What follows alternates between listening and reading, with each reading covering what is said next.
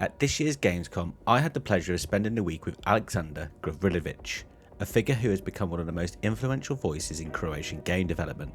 As Secretary General of the Croatian Game Development Alliance, he's overseen a period of steady growth for the country's industry. Under his guidance, Croatia has earned recognition for its commitment to ethical practices, with a growing number of studios avoiding exploitative monetization models. Beyond advocacy, Aleksandar has been instrumental in securing European funding for independent projects. Through his work at Gamechuck, he helped bring Paws of Coal to life, an adventure that not only received a Best Narrative nomination at GIC Poznań, but also became Croatia's first ever showcase at London's AdventureX festival. His efforts have consistently elevated Croatia's visibility on the global stage. Now, Aleksandar is taking those values even further with Summer Eternal, where he serves as the organiser. More than a studio, it is an experiment in how games can and should be made, with a radical cooperative structure that gives meaningful ownership to creatives, workers, investors, and even the players. Summer Eternal embodies his vision for a fairer, more sustainable future for the industry. From industry reform to award-winning indie development, Aleksandar's career reflects both resilience and imagination, qualities that make him not just a leader in Croatia but a pioneer with ideas that could reshape game development everywhere. Aleksandar is a true reflection of change in the industry. I really enjoyed this interview and I hope you do too.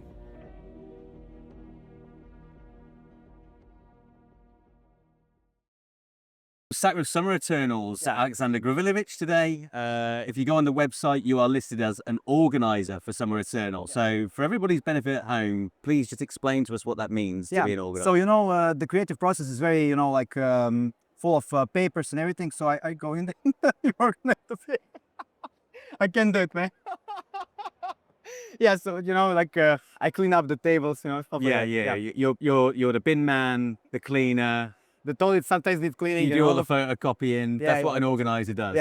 You just give it a fancy title to make yourself feel important. They said office assistant, but I said, oh, come on, guys, can I get a little bit more, No, but what does it mean for someone to be an organiser in Summer Eternal? What's your role in the team? The team is mostly creative people, and game development is mostly creative work, but you also need to organize the whole process. There has to be a company, people have to get paid in paychecks month by month. This money has to come from somewhere. You need to have procedures, when somebody onboards, they have to sign something when they offboard and so on. You don't want problems later with the IP, and the ownership.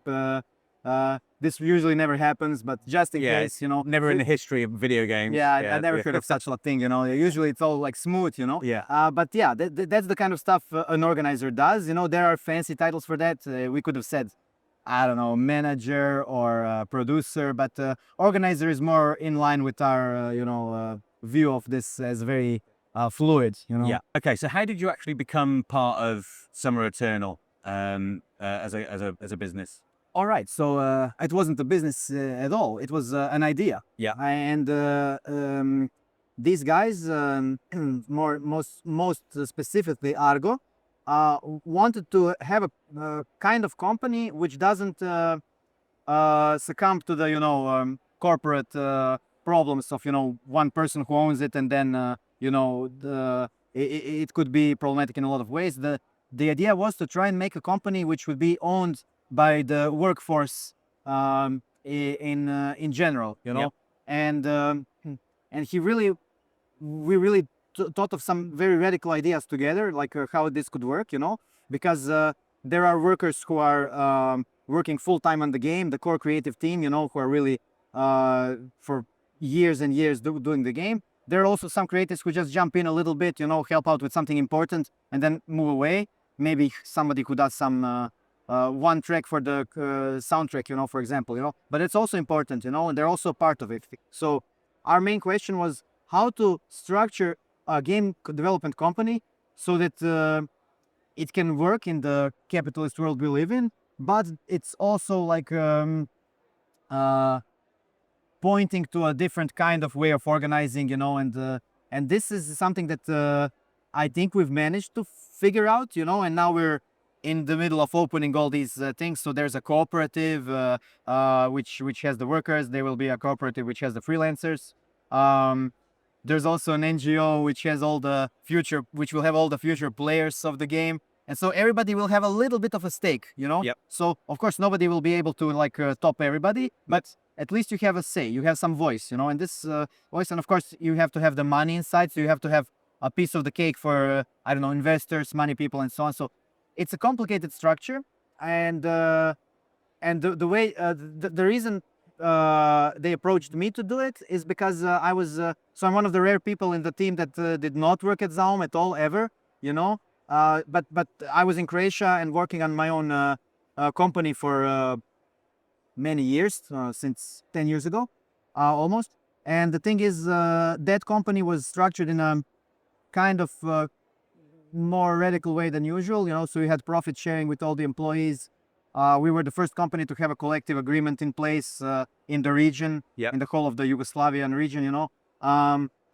We also had, so that's Gamechuck, right? You can Google it. It was, the collective agreement is even This is your company was called Gamechuck, right? Yeah. And of course they knew about it. Dora actually spent some time when she was a student. She studied physics, and she did a small student job in Gamechuck. So she remembered, okay, this guy really set it up nicely. We had 6-hour work days and, you know, equal pay for equal work, all of that stuff. And she said, okay, that guy could figure it out, you know. And especially since even whatever we did in Gamechuck is not even half as radical as what they wanted here, you know? Yeah. And so they said, come on, help us out with this. You know, you've run a company, the company had like 20 people and, or 15, it depends on the year. But yeah, you know how these things work, you know, you can do it. And I said, yeah, sure, I know how these things work. Let's try. So Gamechuck, being, you know, one of the first kind of ideas, certainly in Croatia, for this kind of cooperative way of working. When you say that Summer Eternal is more radical, I'm just interested. Do you think that's like a good thing that you're more radical, taking a more radical approach with Summer Eternal? I'm wondering if there were some lessons learned. Good for who, you know? Not good for the VC funds, you know? Because, you know, when you talk to the VC funds, they're all like, oh, but how do we exit from this? You know, what's the exit strategy? You know, the whole capitalism today is like, you know, think of a cool idea, you know, that can scale like amazingly, and then, you know, just exit. Like it's a bank heist or something, you know? Yeah. Like, you know, sell it to some huge fund, you know, and just leave, you know? But, and then always on these meetings, we explain, you know, but we want to make games for the rest of our lives, you know? If this is a nice community that we built ourselves, why not stay here, you know, until we can't work anymore, you know, until we're dead. Yeah. And then everybody's like, you know, they go pale and it's like, oh, where's my quick exit, you know? Yeah. So it's good for some things, it's bad for other things. We wanted to prioritize it being good for primarily the creation of art. We want the artists to feel like they're in control, and then they will want to give it their best, you know, because it's their thing in the end. You know, it's their company, because the cooperative means it's owned by all the workers. They democratically have to vote for me to be a manager or whatever. And then in a year, if I embezzle everything, okay, they're going to vote for somebody else, you know? Yeah. So instead of regular companies where you have shareholders who bought it in, here you buy it in by being a worker. So that's an important distinction. And but it's much more difficult, because that's not the world we live in. Most people, especially creative people, are not heavily into bookkeeping and finances. Of course. And to be able to go on an assembly, an annual assembly, you know, you have to get these things and you have to be interested in them to make a good decision, to know that you're against or for something, you know? Yeah. So there was an experiment of this in Yugoslavia. You had this worker self-management, you know, like it wasn't this classic communism, which was like top down with the party and so on, but every single company was owned by the workers of that company, you know? And this kind of system worked for many decades, you know, in my home country and in Dora's home country. So we said, okay, like this is where it's done. Let's relocate to Zagreb and work from there, you know? And this whole Yugoslavian region, it has some countries which have great cooperative laws, you know, some of the best in the world, you know, probably because of the legacy of Yugoslavia and so on. Yeah. So you have to leverage what you have, you know, and that's what we attempted to do. Yeah. Amazing. Okay. Okay, so did you make the transition then from Gamechuck immediately into Summer Eternal? Was that your next gig immediately after Gamechuck, or did you do anything in between? Well, it's a bit more complicated. So Gamechuck still exists, Okay. but in a much more reduced capacity. And we're doing actually right now a very cool thing. So the Zagreb School of Animation was a big thing in the 60s. It's one of the first, it is the first school of animation that won the Oscar outside of an English-speaking country. Okay. It was in the 60s, for Surrogat. And so they were a big deal for the animation industry, and they really are even now. For example, if you watch that Pixar movie Soul, the cartoon Soul, Yeah. in the end they say special thanks to the Zagreb School of Animation, because in the afterlife, all of those 2D cutout people, they are literally surrogate animation incredible. characters. That's amazing. So it had a lot of, and everybody forgot about it because it's been 50 years and so on. And Gamechuck is now trying to revitalize the Zagreb School of Animation. Fantastic. Yeah, very cool. Yeah. We took one of the famous characters from the animated TV show that they used to make in the 70s. We got the old people who used to work on it. They're all in pension now. Yeah, of course. Yeah. But they came back for this and said that's cool. Amazing. And the idea is let's make a video game on it. So that's the cool. small project that we're doing still in Gamechuck. Yep. But it's a far cry from when we had like a huge teams and so on. So I'm more free, and I've been more free for several years now. And actually, my transition was actually from Gamechuck to the Games Croatia, like an alliance of all the Croatian game developers. You have this in every country. It's games from Italy, games from Spain, blah blah blah. Yeah, we've seen a lot of their presence, obviously, where you had a booth down in the So the entire Gamescom here is full of this, and the logic of these alliances, associations, which represent the game companies, is to help the game companies, grow and be better. Because it's easy when you're big and you have the money from your successful title. Of course, yeah. But if you're starting out, it's quite difficult.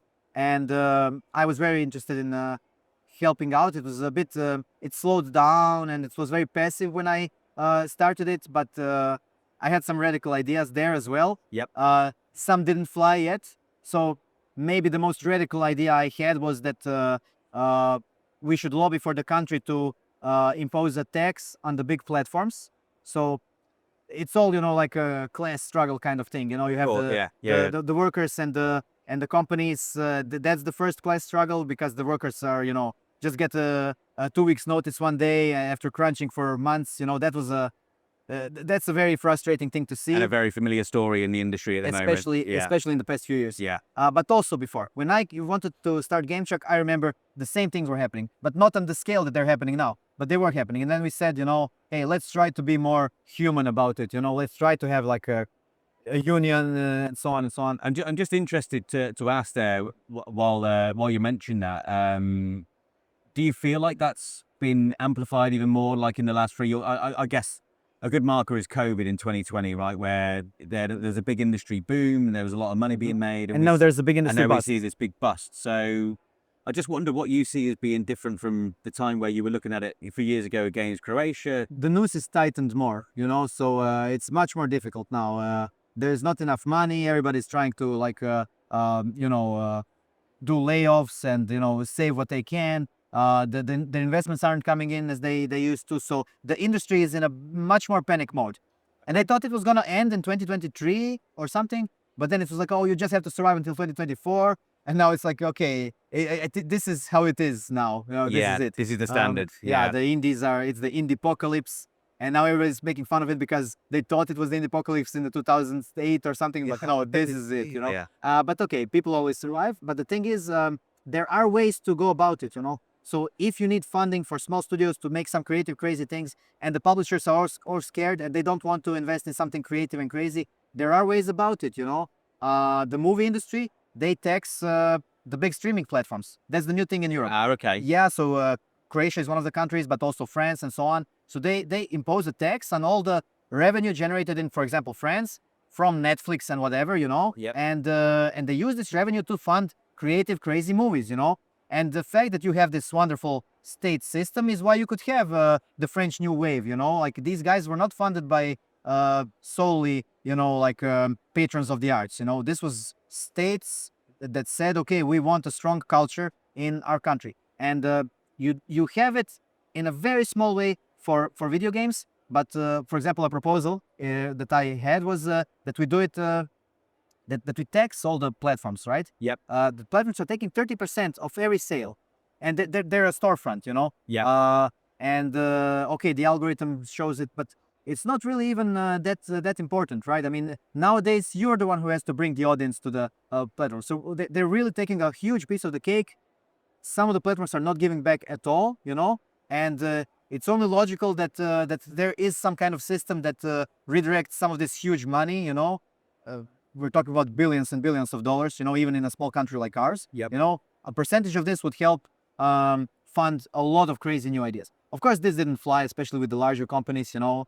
But these kinds of things we try to, you know, do, and the industry is booming in Croatia. So after 4 years of as a general secretary of the Croatian Alliance of Game Developers, I got this even crazier thing to do, and that's organize Summer Eternal and try to see if it will work. If this crazy system where every worker is a member of the board and even every player is a member of the board, that's some of the promises we made. But we'll see if it works out. You were someone that was viewed by you know, the Argos and Doors of the world as someone with a wealth of experience and someone who could actually figure out this crazy plan for every worker and player to be a member of the board. So they thought I could do it. They still think I can do it. We'll see. We're already setting these structures up. So it's slower than I thought, you know. I thought it was going to be easy peasy, you know. But when you're building something so radical in a system that's not used to this, you're getting into some even legal hurdles that you didn't expect, you know. But it's coming along. The main thing actually is not legal. It's psychological. You have to build the feeling of to the worker who is is used to talking to the management about his salary in a way that is, and I'm gonna swear, I don't know if your audience You are can little swear all kids you like, or yeah. but the you know, it's a fuck you pay me attitude, you know. Yeah. And this is a cooperative, so we have to sit down, make an assembly. I can make a proposal, but we all have to decide on where the money goes to each person, you know, transparently, of course. You know, we can't have like anonymous salaries. You know, it's democratic. You know, and then it's not like you can't just say, okay, I'd like 10,000 euros, because you're destroying the company. Yeah. You're destroying your own company. Of course. You know, like so you should care about it, and building this sense of ownership is something that people, especially senior people who have been in the industry for years or decades even, you know, it's just new for them. Yeah. And it takes a kind of a perspective shift, paradigm shift, to say, okay, wait, my role right now in this conversation is not to, you know, like make the best for myself. I'm actually now like a little owner, you know. Yeah. So then what happens is self-exploitation. So nobody else is exploiting us, we're exploiting ourselves. Of course. So yeah, you cannot escape capitalism. We obviously live in capitalism, you know. To escape it, we would need to do something other than video games. Yeah. But we are trying to role play, LARP. We're LARPing socialism. Yeah, That's what yeah. we're doing successfully so far. Yeah, so I just want to touch on a couple of points there, and just around like how co-op can be expected to work. I mean, I think people are kind of getting an understanding of how the democratic methodology works. People, you know, as you just explained, they have an interest in looking after the company from various different perspectives. But I'm curious to know how you go about distributing that fairly. And you know, you talked about the fact that there is a need for capital. There are certain investment funds run by, you know, governments and Lizards, states. lizards usually, lizards, yeah. yeah, all the Illuminati are contributing their money. And then of course there's the prospect of the players being a part of it. Yeah.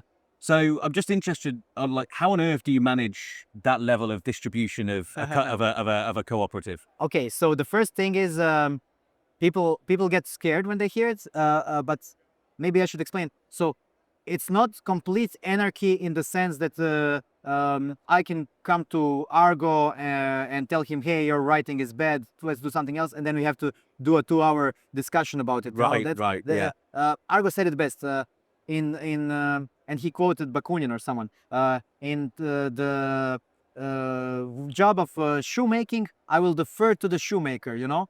Yeah. And that's the kind of cooperative we are building, you know. So you have a hierarchy, right? It's not a kindergarten, you know. There is a strict hierarchy. There is a game director. There is a person who is the main person who has to, you know, the buck stops at him, you know, and if he says it's gonna go like that, it's gonna go like that, you know. It's his responsibility. It's my responsibility to get the money, you know, and to get the ship rolling and to have everything work, you know, and smoothly.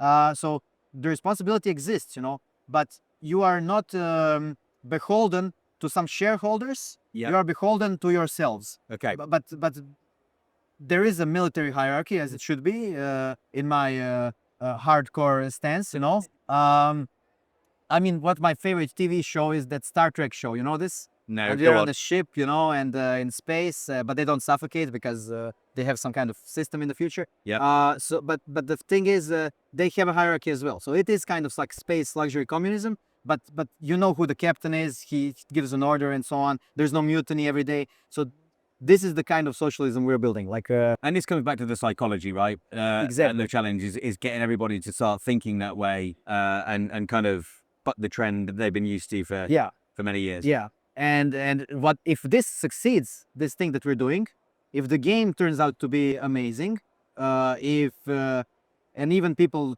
really care about the money, if the money starts rolling in, if it really just gets to the point that the game is out, you know, and people love it, we're going to actually prove to the world that you can have a different system, Of right? course. Yeah. And there are cooperatives, you know, there are cooperatives working on video games. Motion Twin is a great example. You know, in Germany we have a few of them now. We're in Gamescom in Germany. Yeah. It's not unheard of. We're just, you know, getting a few steps more radical. You know, we want to also have a person sitting there who is elected by the player base. You know, okay, he may not have like a full say to change, overthrow any ideas, but he's gonna sit there. He can say his grievances. You know, he can say, "Hey guys, you dropped the ball with the DLC. Stop doing the stupid merch. You know, don't do the, you know, sex pillows, you know. Yeah. Don't do a collage mode. Don't do a collage one, whatever." So these kinds of things I think are important, you know, not in this anarchic sense that the masses control the artist. Of course, I also, maybe here I'm a conservator or whatever, I don't know, but I do believe in the author theory. I believe the thing should have a strict author, Yep. and then everybody should align with the vision. Yep. But I also believe that everybody holistically contributes to it, you know? Yeah. Like, you cannot, one person cannot make a game of 50 people, you know? And even the 50 people cannot make it. They also have to have like a support of hundreds of more people, you know? You always forget about the testers and everybody. And not to mention, you know, everybody went to school somewhere, had a teacher who told them a cool quote, which they implemented. So actually the entire world. All right. So what brings you? I mean, we're obviously at Gamescom, and you know, I'd love to know what it is that actually brings you here. You're the guy who's got to go out and get the funding. So what is it you're doing at Gamescom this week? You answer the question yourself. We're not showcasing the game yet. Argo is a big believer in taking as much time as you can in the development phase before you start production. So in the concepting, in the ideation, and so on. So, and we really want like to be able to have this freedom to, you know, iterate, throw things in the trash, prototype, you know, and we really want to take a year if necessary, you know, and then actually build a demo, you know, and say, okay, we have some demo that we're actually proud of, you know, and then polish that demo so we can show it, you know. So we're away from that, very far away from that, because we want to be far away from that. We want this feeling of freedom, that we can do whatever we want. And this feeling of freedom will only come if we all know that we can work on this full time without, you know, worrying about how to pay rent and, oh, I have to get another job and so on. That you can like not 9 to 5, Yeah. because that's really not the artistic way, you know. Maybe that's the, you know, that's the factory way, but Yeah. like you wake up, you work on the game all the time, you don't even think about eating, you know, and then you go to sleep, you know, and you remember, oh, I should have ate something maybe tomorrow. That's the kind of attitude you want from the collective to build something that's really strong and impactful and powerful. And I don't have to explain to you the ambition this team has. You know, these people have worked on the game, which is like when you type in the Google, you know, like a PC best game ever Metacritic, that's the game that comes out, you know. So and then their ambition is now even greater. What's the next step? We don't want to do that again. What do we do next? Yeah. So with this ambition and this will to have a lot of time and a lot of freedom and not a lot of stress, comes the task of finding the resources to do it. Mostly monetary resources, right? So money. Well, that brings me to Gamescom. Actually, Yeah. I want to talk to I don't know, investors, publishers, patrons of the arts. They may be the ones who are going to fund something like this, And I've been talking to lots of people, and it does help when you have like such a renowned team, and and it really helps that you have such a great fan base, Yeah. When they check out the Twitter and they see, wow, man, this is crazy. Nobody has this, Yeah. this very loyal fan base, and then it's easier to have these conversations. But what makes it harder then is our strict stance on artistic vision, creativity, independence, the whole worker thing, and so on, ownership, Yeah. and so on and so on. But okay, that's actually the reason why I'm here on Gamescom. And just to explain to the audience, because it's very difficult for maybe people who are not game developers to understand what kind of industry this is. Yep. So it's called a labor-intensive industry. That means that most of the money will go to labor, to the people who are working on it. So it's not like you have to spend $1 million on a factory, on a machine that you're going to operate. Like the tool is the laptop, Yeah. So mostly you need money so that people can work. And if you want a team of, maybe 10 people in this early phase, but maybe also 20, 30 people later on, who are just waiting to jump aboard when it's all ready, and when you multiply that by the amount of years, months and years, and every month everybody expects a paycheck, you get to something like hundreds and hundreds, maybe even 1,000 man months, Yeah.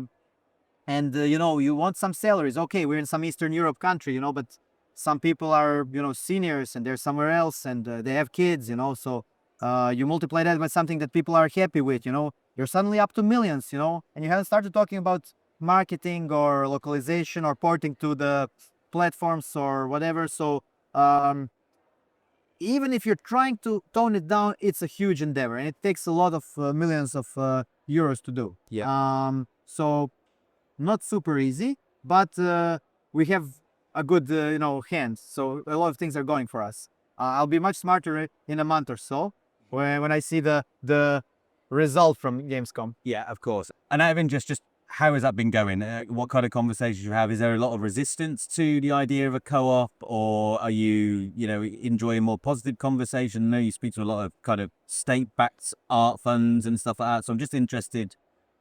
How's it going so far? It's going great. It's well. There are two baskets. Yeah. One basket is the corporate suits, and when you talk to them, it's like they're trying to be polite, but they're like super scared of what you're saying, and they don't get it, and they're like sweating already, pale in the face, I remember this one meeting. And Dora was on it, Yeah. and I was on it. I hope she won't mind. But it's so funny. One guy was like, well, these things are quite radical, I personally don't mind, but some other people might mind, some other investors might mind this." And Dora's response was, "Are these other investors in the room with us right now?" So yeah, it's fun. But there's another basket, Yeah. and that's the more closely related to the movie industry, maybe the art house cookie publishers, who really dig it, and we spill some beans about what direction we want to go and what's our ambition and what kind of stuff we want to innovate on, and then they say, okay, wow, yeah, this is experimental. You're really not doing run of the mill. You're not just going to do another clone of an existing game that came out 6 years ago. With the same color palette and the same narrative. But just like, oh, it's cyberpunk now or whatever. Yeah. Or it's steampunk now or whatever. No, it is experimental, and you have to find the right people who believe in it, you know. And I think I've been semi-successful. The most success, and you were here great with the question. The question holds the answer. The biggest success, of course, is from the public funding. Yeah. So, in my personal view, with what we are doing, we have to do a mix. It's called like a financial mix. So you cannot only solely rely on capital. You Yeah. have to rely on the state funding, which cares about the creativity and so on. You have to rely, and here we have had some success. You have to great success. I will not talk about it, but that's only because it's in the process of being signed, so I don't wanna. Yeah. But yeah, amazing success. And then you also have the crowdfunding aspect, which when you have a fan base like ours, who are literally mailing me, like I do the whole day of Gamescom, and then I open my email, and there's like 10 people saying, how can I help, you know? Yeah. Or can I be a member of your cooperative? I'll do it for free, you know? So you have this huge amount of goodwill, you know? And you have to answer everybody. So it's like, I don't sleep for 2 hours, you know? But the thing is, not a lot of studios have this. Yeah. We really have to be appreciative of our strength, and we could use this. We have to be clever about it. We don't want to like just give us money. You know, we want to show to the people, look, like this is what you're giving the money for. It's high quality stuff already. You know, like don't worry. You know, we don't want to like sell vaporware that's never gonna show up. You know. Yeah, of course. Yeah. We want to build something that's gonna have a reputation and that's gonna sustain us. That's the idea for the rest of our lives until we go to like collect our pension funds, you know. Yeah. So not a quick buck. Yeah. So you have to really cherish everything. All right. So what kind of time? I mean, you're not showcasing here. It's all very quiet on like the actual game front. So I have to ask, like, what's the timeline? What's the ambition for more info on whatever Summer Eternal is doing? Okay. We will announce something soon. You know. It's gonna be there when it's there, but soon, very very soon. And then once we announced our concept, we're going to start building it, you know, and we're gonna build a demo. And as I said, we really want to have our time with it. We Yeah. want it to be, we want to experiment. We want to be able to spend 6 months on something and throw it in the trash, you know. Yeah. It doesn't make sense from a financial perspective, you know.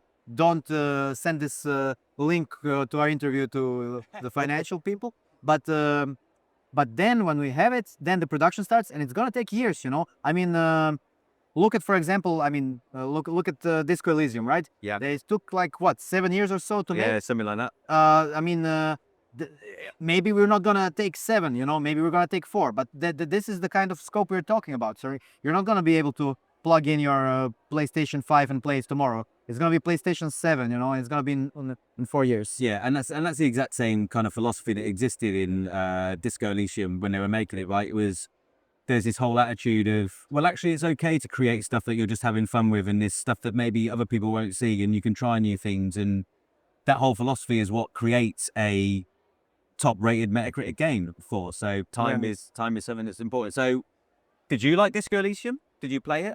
I did play it. I loved it, of course. I didn't finish it. I'm horrible at this finishing. You know. Yeah. I play for a few days, and it's like the best thing ever. And then it's like, okay, it's gonna consume my life. Fuck it. But maybe I should, because everybody keeps telling me the ending is the best part. You know, and Particularly for someone with your character, there's lots of stuff that you would like towards yeah, the I end. know. And Definitely, everybody's telling me, oh, definitely. I know. Yeah, we talked about this as well, and also when you work with these people, you know, and they're great. The writers that I've met are great characters, you know. Yeah. And I want to get to the point where I meet Ruby, you know, because I want to see what kind of character Olga wrote, you know, and so on. So, but my favorite character actually is, and I didn't know this. My favorite character is Everard Clare, you know. Yeah. Which will, anyone who knows you will not be surprised to hear that at all, by the way. Okay. So yeah, I love him. He's my spirit animal. Yeah. But the thing is, and I told this to Argo, and he told me, "Hey, I wrote that guy," you know. And it's so nice. It's nice to work with people who like made something that you love. Of course. So I'm really, yeah. I'm really excited about it. And yeah, it's most of the team is actually, you know, ex-Zaum people, you know, so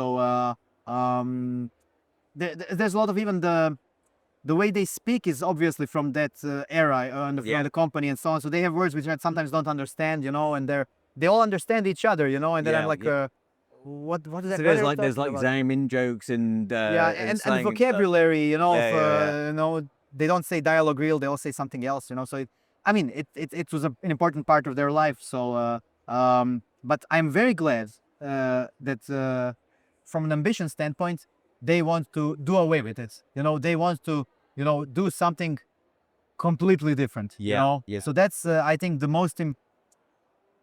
That's I think something where the future of the genre will be found. You know. Yeah. Because you know when you have Diablo, then you have all these Diablo clones, you know, Torchlight, whatever. Then you have Souls, and then you have Souls likes, you know. And then disco likes They are popping up disco likes and everywhere. so on. But yeah, you don't want to make a like. You want to make I think the next big thing. So it's that's the ambition. Yeah, and that's I think something that I've really liked about talking to Dora and Argo is that they really want to be their own thing. They are doing everything they can to not attach, and in Summer Eternal, doing everything they can to not attach themselves to being former disco people, right? And that's it's really important. I am curious. I mean, everybody's kind of probably wondering where Adora are going this, because they are like the public faces of Summer Eternal. Yeah. I'm just curious. You've mentioned there's former Zane people, and I think it's more. You've mentioned Olga. There's Dora, Argo, and there's plenty more. And I'm just Look, these all people are very, you know, like the most senior people you can imagine, right, in the industry. You know, carrying their BAFTAs around, you know. And the thing is, some of these people are working full time. Some of them have other things to do, like, for example, Lanzo. He just wrote a blog a few months ago on our website. He's also working as he's a member of the Estonian Academy of Arts, you know. Yeah. And he can't just say, okay, I'm gonna stop, you know, teaching the next generation of artists just to have fun with you. I also have to do that, you know. Yeah. So we have a lot of people who are helping us out. Sometimes it's a consultancy, you know. Like Olga helped a lot in this aspect, you know. And sometimes it's more. Sometimes it's like really, you know, especially when it's programming. Programming is where you have to like put the sleeves up and work on it full time and so on. So the programmers are really helping a lot, but and the art as well and so on. These people, Anastasia, who also worked at Zaum, and I think Maciej also worked as a lead programmer. So there is a lot of this team, and the big thing is I think Argo is a nice guy as a person, you know, and all of them like him, you know. Yeah. And the thing is, when he approaches any one of his former comrades, you know, it's most of his former comrades, it's an easier conversation, you know, because he didn't really burn a lot of bridges, you know, and so on. And so people generally would like to work with him, and that's the key help, you know. People want to work, and of course, I think also, maybe I'm mistaken, maybe that's not that big of a deal, but I think also the promise that we had in the manifesto, you know, is also something that appeals to people, you know, like 100%. this hope of building something that really belongs to us, and we're not gonna get screwed, you know. Yeah. Well, this is exactly why I wanted to speak to you, because I think you are someone who maybe people don't realize is such a driving force behind some of that stuff. So there you go. There's your jerk off. I'm just curious. So just tell me what it's like to work with those people. Yeah, what's the environment like? And you know, obviously people are. I know people want to hear this. Yeah, I get it. Let's think. Well, they are human beings. Yes, cool. Yeah. Which comes Thank with God, itself. they're not lizards like the Illuminati. Yeah, they're not the bourgeoisie. Okay, so this comes with the pluses and minuses, right? So they the big plus, which I really appreciate, you know, and it's not very, you know, like worker friendly of me. That's not really like a union leader of me, but in this artistic endeavor, I really appreciate the fact that they sometimes, you know, don't sleep for days, you know, and do these unhealthy things, you know, because you feel the passion. The passion, yeah. When Dora wants to do something, you know, I don't know, it's complete perfectionism, where it's like, you know, every word, every line, every dot, you know, has to be exactly the right place, you know. This is what I really appreciate, and this is very rare.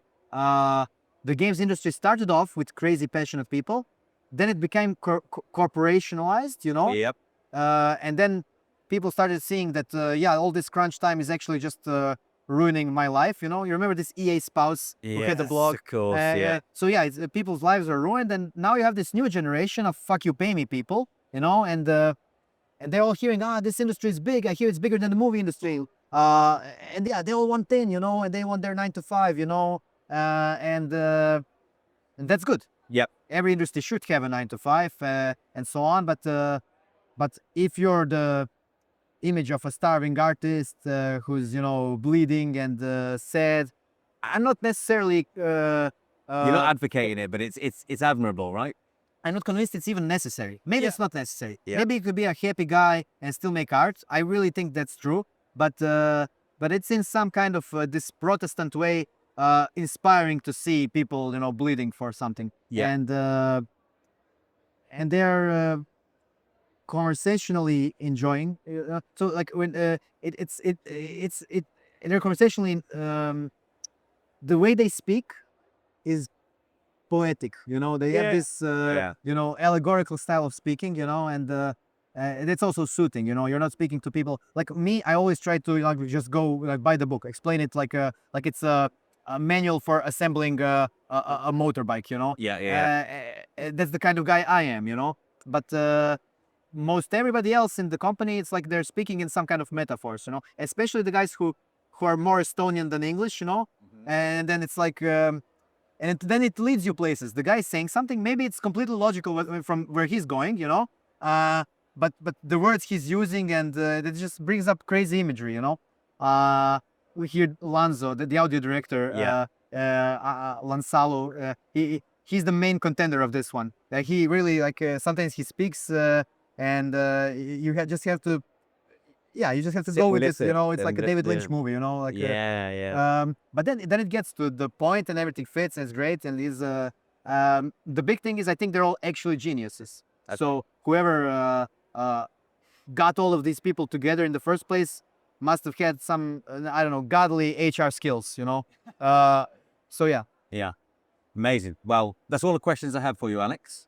Perfect. I'm really glad we did this. I appreciate your time. I think we're all very excited about Summer Eternal, including our own cameraman over here. Everybody's nodding with the camera. He's nodding with the camera, yeah. I'm actually super glad that we did this. I didn't meet you before. It was nice. We should grab a beer or something and talk more about I don't know, how to bring about world communism, you know. Yes, that's absolutely the plan. All right, thank you, Alex. Cheers. Until next time, thank you.